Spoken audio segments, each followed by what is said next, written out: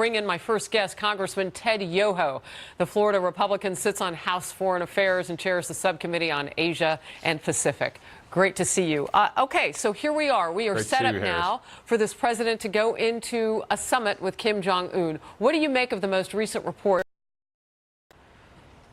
Well, I think everything that's been laid out and the strategy that President Trump has laid out with Mike Pompeo couldn't be more perfect. And then you put Moon Jae-in there, the president of South Korea, doing an icebreaker by inviting North Korea to South Korea for the Olympics. I think all these working together, along with the sanctions, have set a stage for where we're at today. Can we talk about this respected language that the president is using, that America is respected again? Where have we most recently come from, and is he right about that? Yeah, he's absolutely right about that. We've come from the era of strategic patience by the last administration, where we negotiated with terrorist groups.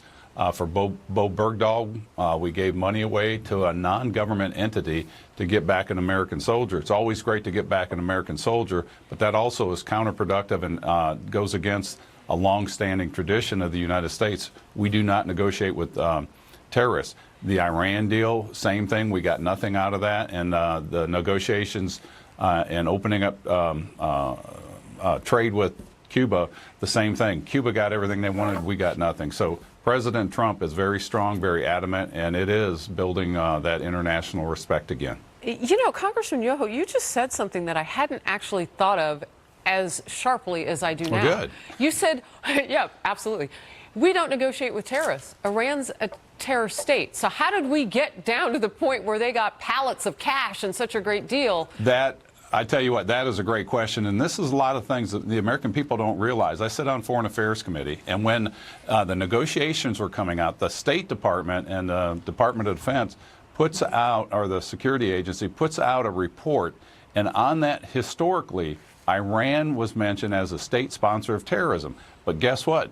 The year of that deal, they forgot to put on there Iran state sponsor terrorism. And when we questioned them about that in the committee, they said, it must have been an oversight. What? It wasn't an oversight, it was intentional. They forgot to put it in. It's amazing. Wow. Yeah, they forgot it this year, the year that we give them all the money back. All right. Well, here's something that we maybe have more facts on, because that sounds a little strange. Memory can lapse. So the summit that's coming up, and your expertise in that part of the world, Asia and the Pacific, what should the goal be? It's a first meeting. Are we putting a lot into this, and what should actually go into it?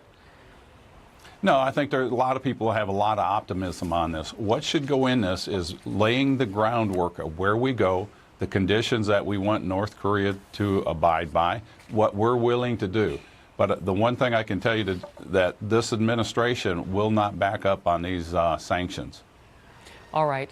Real quickly, last question for you. So the president is talking about more respect. What does that get us around the world? What's the measure of that?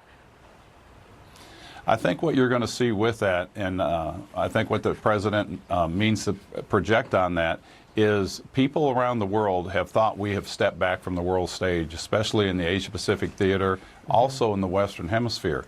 And this is a strong message that America is here. We are going to be with you, and it's a new day in American politics. And President Trump couldn't be playing this more perfectly. So I applaud him and his team.